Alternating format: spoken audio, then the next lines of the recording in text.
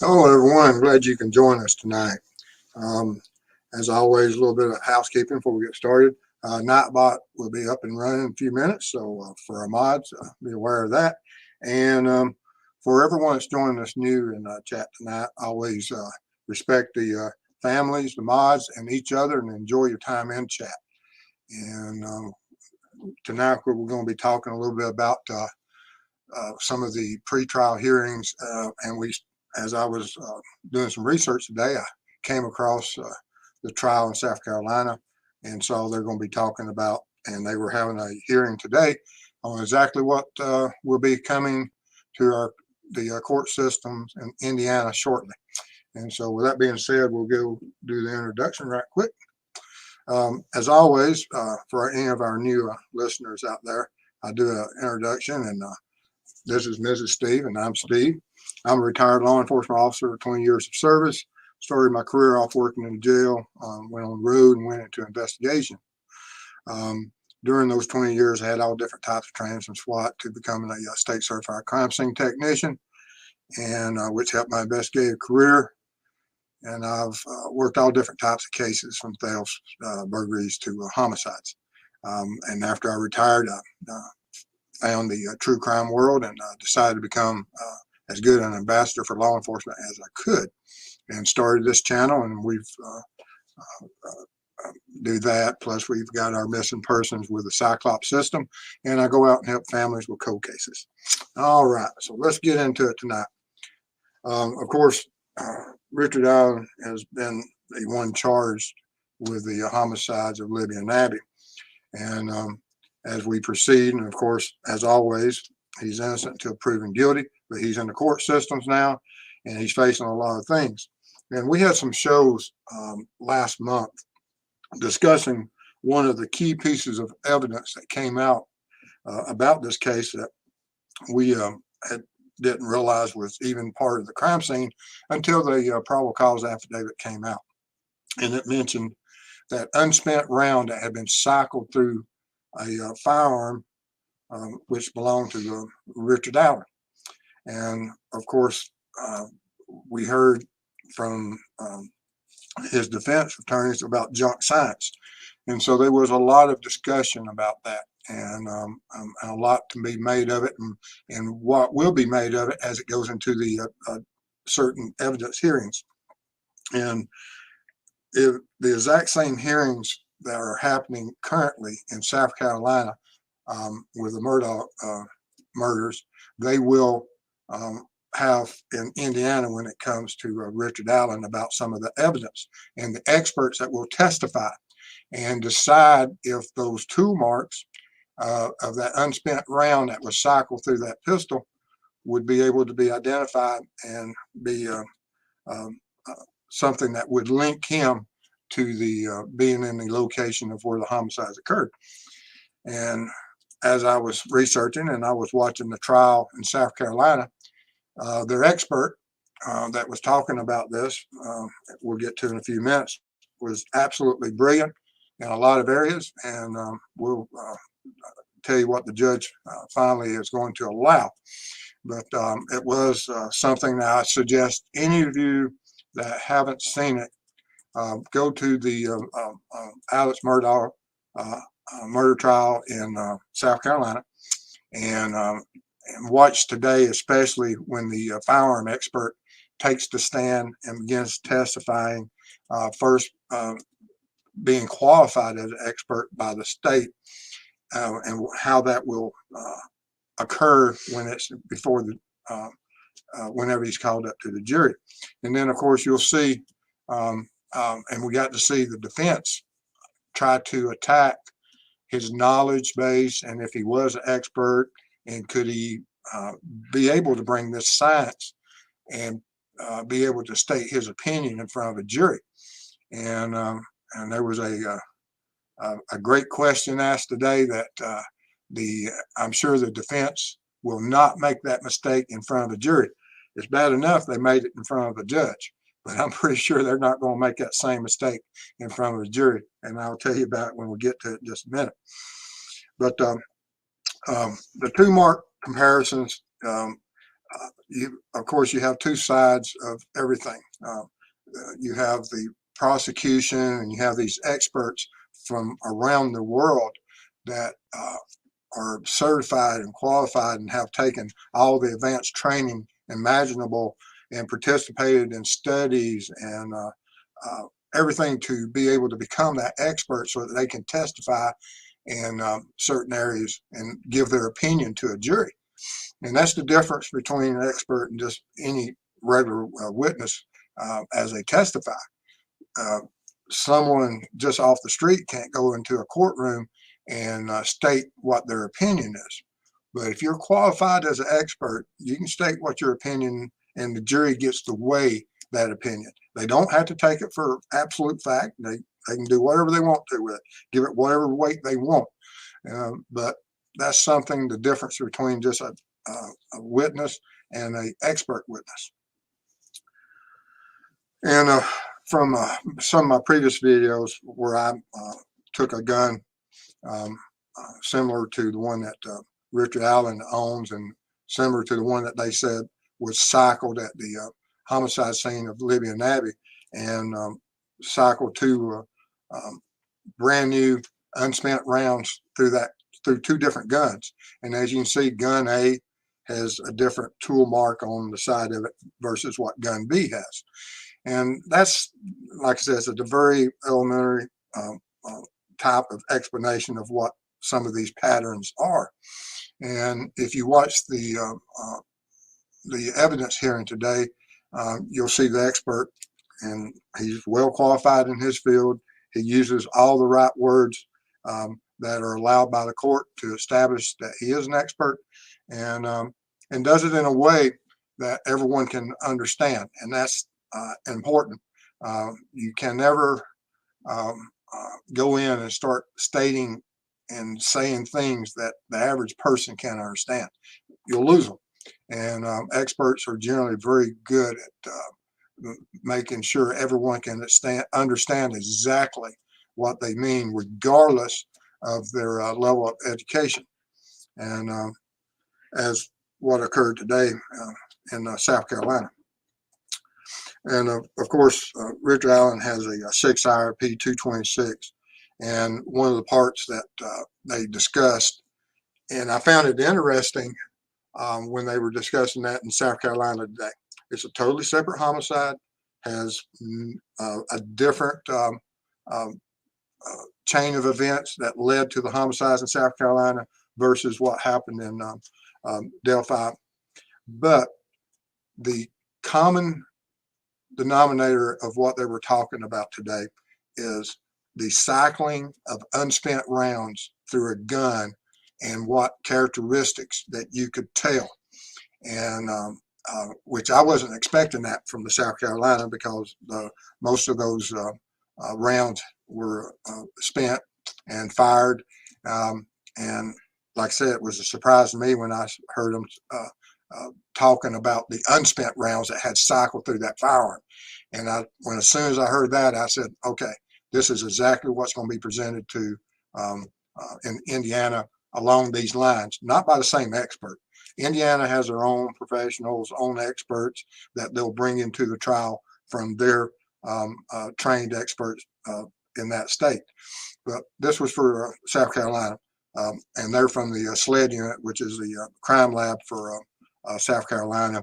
And I don't know what the Indiana lab name is, but they'll have their own experts. They'll be able to go in there that's analyzed and looked at these unspent rounds from Richard Allen's firearm and establish what their training is and how they are an expert in that field. And then whenever they get to a jury, if allowed by the judge, because just because this independent trial that's happening in another sovereign state has nothing to do with Indiana, but that judge has a ruling that is totally separate from what will be the ruling by a judge in Indiana. So there's nothing that's guaranteed that the expert that will come up and sit before the judge and is trying to be qualified as an expert, if he'll meet that standard or not. But if he does his job well and he's able to explain to the judge his qualifications, and the defense isn't able to break down his qualifications or find any type of information that would discredit this expert, then he will be allowed and his testimony be allowed. And so, but like I said, it was two different trials, but they're talking about the same significant cycling of unspent rounds through a firearm and being able to identify that unspent round, linking it back to that firearm that it was cycled through. And of course, this is the part of the affidavit from Delphi where they talk about identification opinion when the evidence exhibits an agreement of class characteristics and sufficient agreement of individual marks. And that the sufficient agreement is related to the significant duplication of random, striated, impressed marks as evidenced by the correspondence of a pattern. And I mean, it's long and you can read it, and but it's basically that when a gun cycles that unspent round, it has random, striated, impressed marks, which when seen and analyzed by an expert is able to establish that it is something that came from that gun and matches the gun to the bullet. And so this is the expert for in South Carolina, and he was talking about pattern matching. And he says it's a worldwide accepted method for the tool marks, the extractor, chamber, breech facing. And if you watch it, you'll see a very interesting part about, and it's one of the biggest arguments that you'll hear, that during the tooling and the manufacturing of different parts of the gun, that consecutive manufacture. He stated that he took part and has participated in going to the manufacturers and taking where these consecutive meaning that one part that was made immediately after another part, that he was able to distinguish rightfully between them, and which is huge, because that is that once you establish that, then of course you have the qualifications, you're an expert, but you still have to state all your qualifications and be able to express that in such a manner that the judge and jury and everyone can understand it. And every now and then in law enforcement, you'll be on the stand and you get asked a question that is your dream question, that you've all those hours of setting in your class, you wait for the one time that someone asks you something that you can absolutely destroy them with. And the defense attorney asked this young man, which I don't know how old he is, but he's a young man compared to me, if he was aware of certain studies, and he named a study or two, and that of what their findings were. And this young man looked at him and said, yes, I participated in those studies, which is somewhere along the lines of asking a brain surgeon, have you ever heard of a certain type of surgery? And he says, yes, I helped originate that. And so he was well aware of what that study was, and the attorney asked him the one thing that he did not want the judge to hear, and he most certainly will not ask that question and allow the jury to hear. If he does, it probably won't work out the way that you expect, because you don't want to give someone that you're attacking on the stand a higher understanding of exactly the studies and the participations and the forming of something that is worldwide accepted by scientists around the world. And this young man took part in those studies. So he's well qualified, and it brought a smile to my face. And I know that this evening when he's at home sitting down with his loved ones, he's thinking about that, and his bosses are too, that was probably not the best question that defense attorney could have asked. And but like I said, that just brought a little bit of smile to my face about that. But this guy, and the same thing will happen in Indiana. Hopefully, or maybe the defense attorney asked the same thing, because I don't know on the qualifications Purdue RN could probably tell you a lot about, because she's an expert recognized by the courts. And I've been recognized by the courts as an expert in a certain area, which is not, of course, pattern matching. But it is a high standard, and you're able to go in there and state your opinion about certain facts that are presented and certain questions are given you. But Judge Clifton Newman, he listened to it, and his final judgment was that the underlying science is reliable, which means that under the rules of 702 and 703 of the South Carolina Rules of Evidence, whatever this young man, whenever he's called and the jury is seated, and it gets to that point in the trial that the prosecution is discussing whatever unspent rounds or spent rounds that were found at this homicide in South Carolina, which, like I said, has nothing to do with Indiana, will be accepted. But we're going to see the parallels to this hearing, this evidence hearing that was in South Carolina. You're going to hear it's going to be almost, I would say, very similar, and which gave me some relief today, because I was worried about it, because it's been a long time since I heard and looked at or researched any of the experts on the on unspent, and which I hadn't really ever seen about the unspent. I've seen spent bullets, but as far as the unspent, I knew there was science, and I knew that it was possible. I just did not realize at what degree and how reliable. And when you hear the junk science that's presented by the defense, it always gives you a little bit of fear, and because you don't know, and we still don't know in Indiana. Hopefully they have some well-qualified experts that will be bringing that information to the courts, and when that evidence hearing gets, if for that expert, if he's going to be allowed, that he is as well versed as what this expert in South Carolina was, and I expect so. I mean, these guys, that when you get up to that level of education and reach a certain level of respect among your fellow officers, you're generally well-spoken and well-respected. So anyway, after that, if you have any information regarding the homicides of Libby or Abby, make sure that you tip that information in all the way up into, during, whatever of the trial, so that we can find justice for Libby and Abby. And the same, that if you have any information on Richard Allen, you make sure that they're aware of that information, so that we can proceed with it, and so that a fair trial will be held, and that justice will be found. And with that being said, hold on. Okay.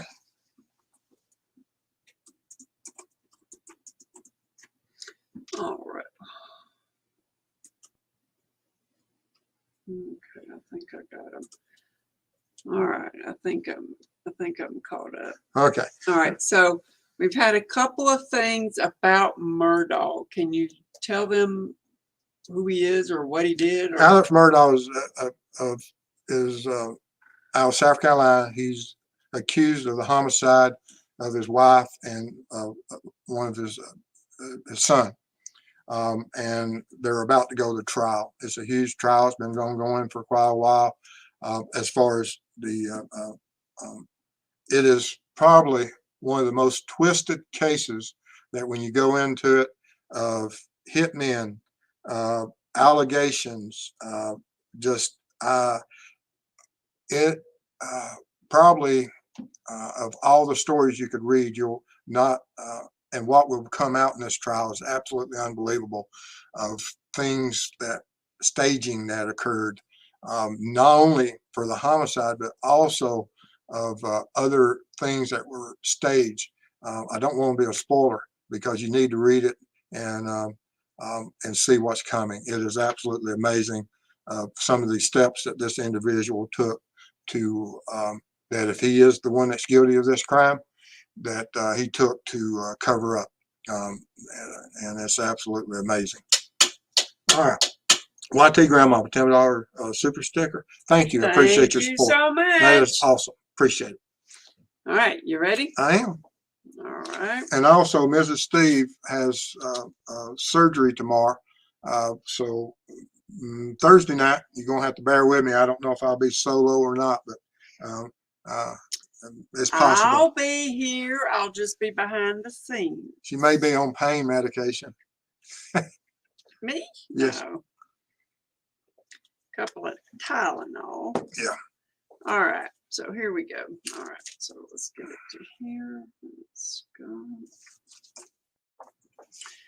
All right. We are starting. Okay. So you did the one about that one. So let me take that off. Okay. And Molly at True Crime Web. I hear in a lot of trials that both sides who have good experts, the juries basically ignore the experts because each side has a good argument. Makes sense if that happens, in my opinion. And it does. And that's why I'm saying that they don't have to take it for fact. They give it whatever weight. But the importance that the experts get in there and make that argument is what is key to the courts. Otherwise, they wouldn't even be aware that a unspent casing was functioned through that gun, and it indicates or implicates something. And so unless it gets up there to be argued, it does at the minimum allow that jury to see that, oh, there is a shell casing that was found on the scene. And it did come from this expert's opinion from, in this case, like Richard Allen. Otherwise, they could say, well, the list of items that we got was just a bullet we found there. And that would be all that would be mentioned. That's a 40 caliber bullet.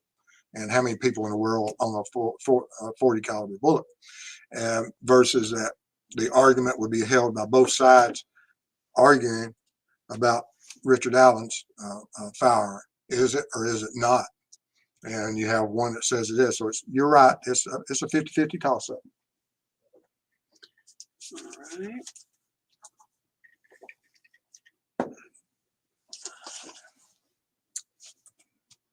In April at True Crime Web.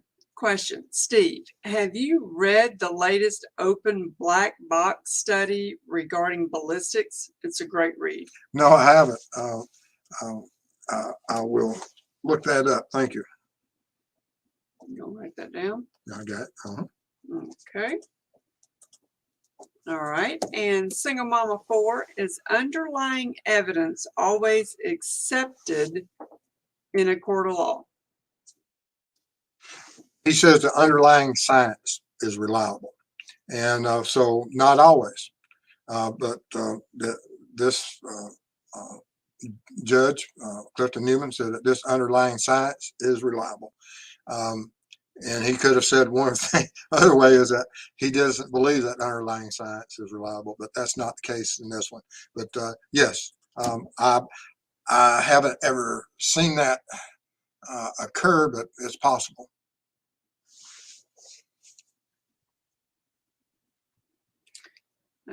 Okay, let's see here. They're adding them in here as I'm trying to click them. We appreciate everybody being here tonight. Thank you for your support and for stopping in and participating. It means a lot to us. As long as I can click it before it goes away. All right. And digital. Will the defense be allowed to actually test fire RA's gun to produce ammo samples for their own test? Yes, they'll have to go.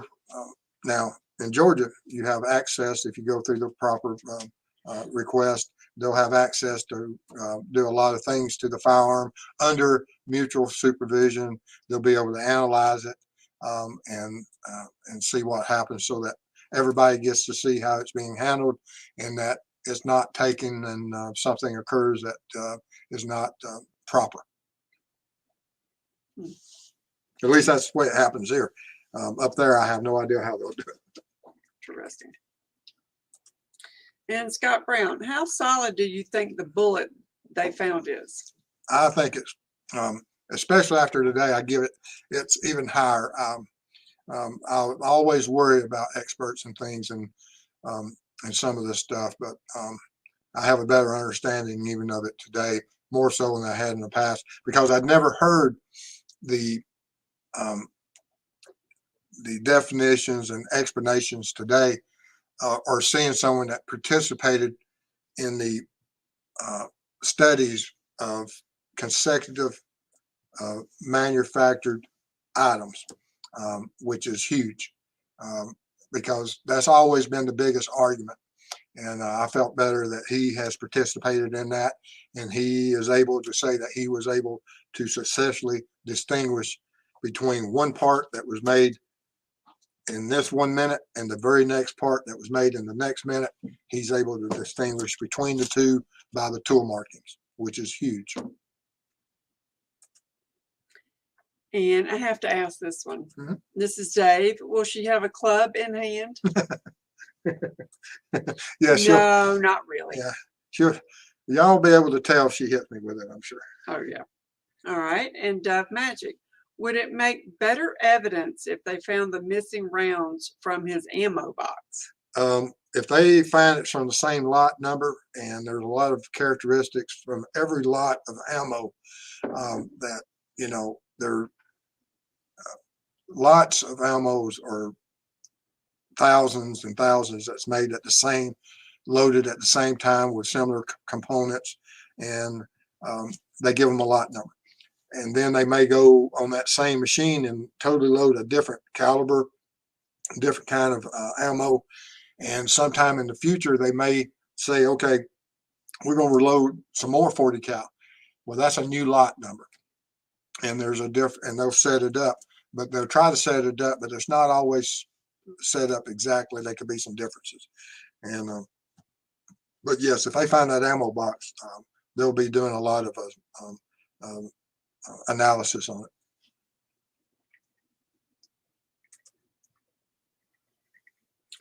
All right, that one is what we just did and missed. At True Crime Web, we also have a missing weapon here. They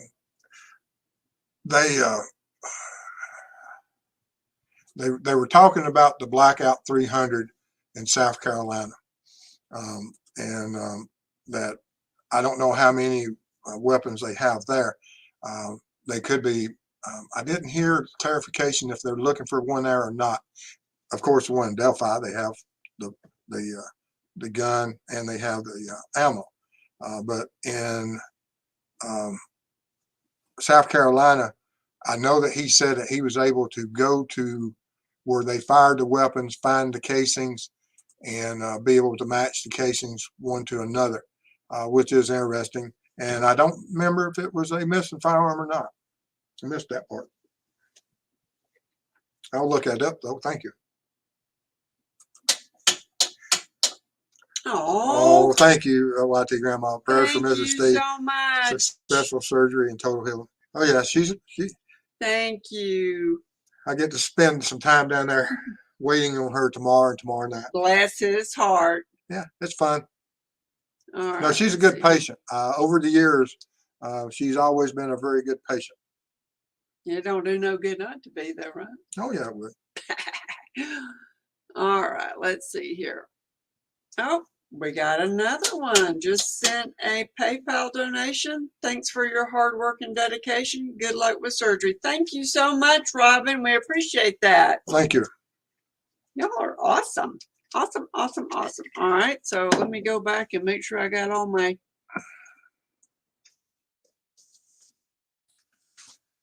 all right.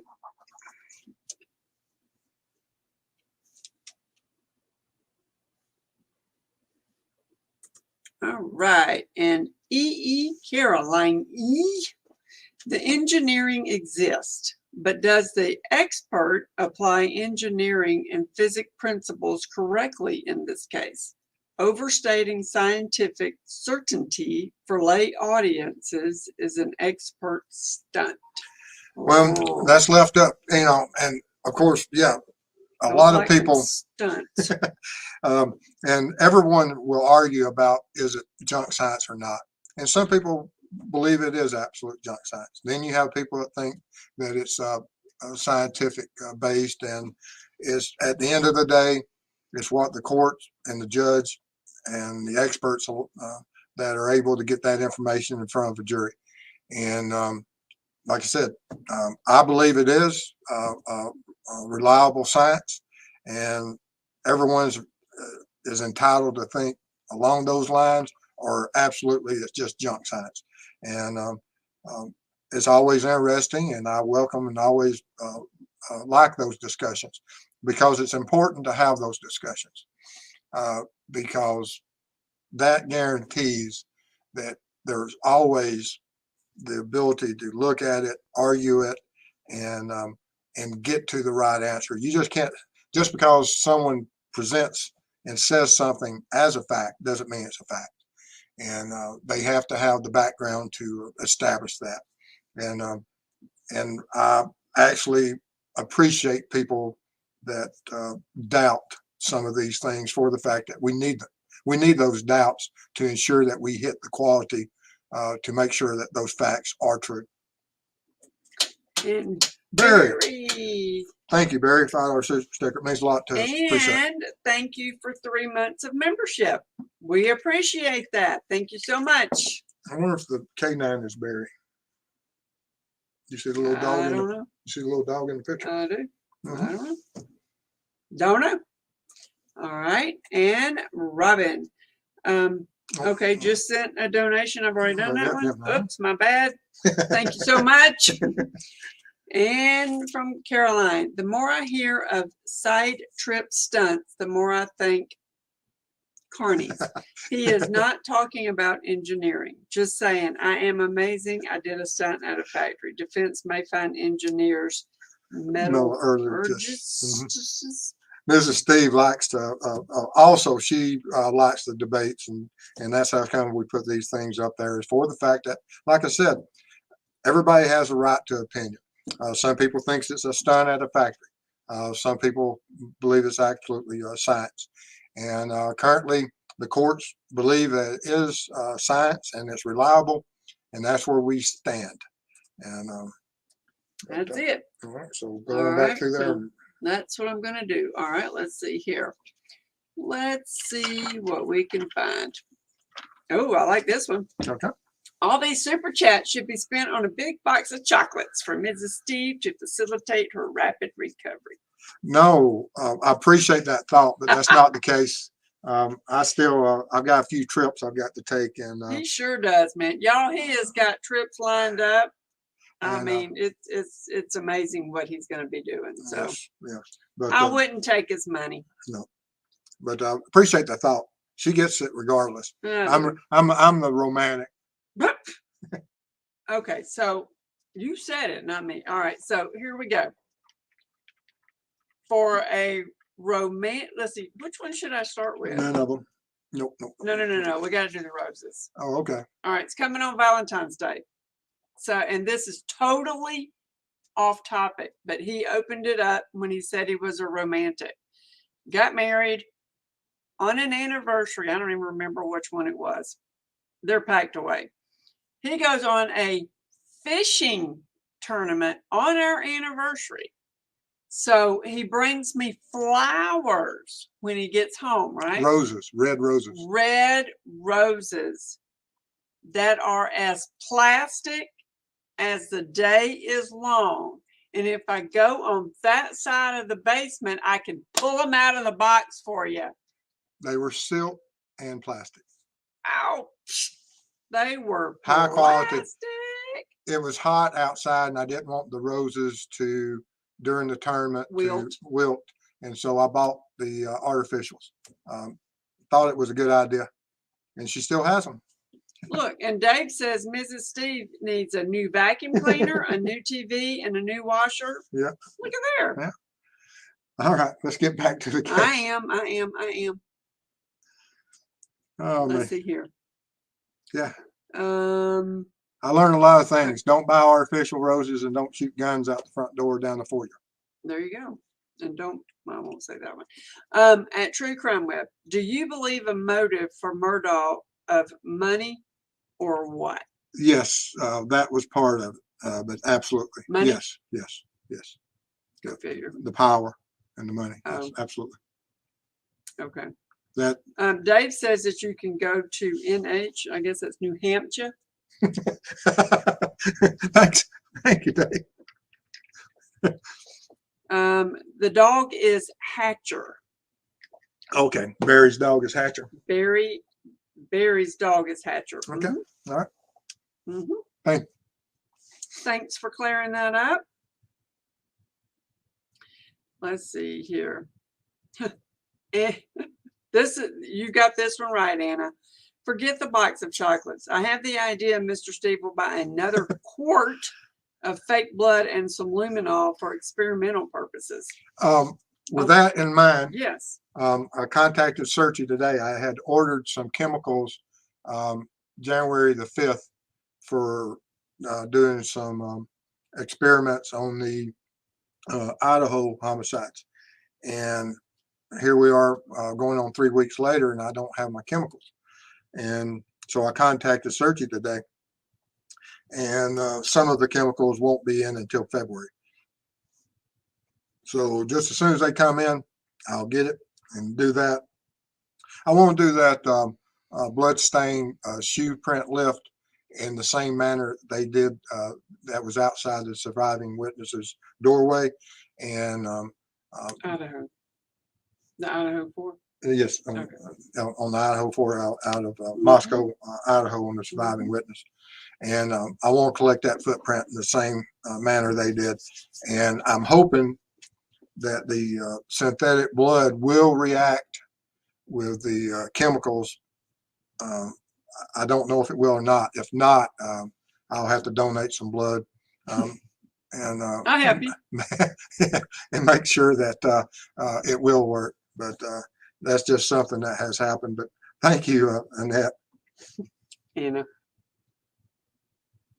Or Anna Lizette. There you go. Anna. Anna Lizette. And Dave says that he has his own doghouse up here. It's heated. It's really nice. Thank you. Jackie B, we have a few cold cases up here in Pennsylvania, but I would recommend waiting till summer to come up here. Actually, I was supposed to be in Iowa last week and I couldn't make it. Yep. And I may make it to South Indiana. I've got to get up there regardless. Even if I can't get to Iowa, I got to get to South Indiana. Yeah. Yep. All right. So there's no more questions here. Do you want to talk about what you're planning, your trips that are coming up, what you're looking at? Anything you can share? Well, we're still working on the getting. That's how come I got to go to South Indiana. I got to get with Larry and identify some properties and make sure I can get access to those properties with a K9. And as I was telling my members the other day, that after the K9, I was looking at trying to find some ground penetrating radar, and out of nowhere, answer to a prayer, someone in that field contacted me, and we have a meeting set up, a virtual meeting, hopefully as soon as they answer the email for Thursday. And between Chris, them, and I, and trying to set up about them going to a couple of cases that we are currently working with the ground penetrating radar. And I'm looking forward to that. And if they're able to help us, fine. If not, I'll go up there and let them see if they'll let me pay them to be trained using that equipment, because the ground penetrating radar is something that we will use in a lot of cases in the coming years, and on a lot of these cold cases, because how many times as you look at these cold cases are there such a situation that as you can see on TV and watching some of the crime shows, that how that technology is used. All right. Anything else out there? Nope. All right, guys. If you got any questions, throw them in here right quick. If not, Mrs. Steve has she's got some special hand cleaner. I got all kinds of She stuff. got all kinds of stuff to take care of. Mm-hmm. But I appreciate, we had a short show tonight for the fact that we have to get ready for tomorrow. We got to be leaving early in the morning and to take care of that. And but I'll be here Wednesday night for my members. I think tomorrow night is the commanders only. Mhm. For members only, it'll be the commanders tomorrow night at 7. Mhm. And then at my midnight show, Mrs. Steve will be passed out upstairs under her pain Hopefully. meds. And I'll be down here doing a morning watch at 12:05 Wednesday night, Thursday morning. But anyway, guys, I appreciate y'all being here tonight, and I'm sorry for the short show, but we've got a lot to do tomorrow. And thank y'all, and appreciate all your thoughts and prayers for Mrs. Steve and her hands. And see y'all soon. Stay safe. Love y'all.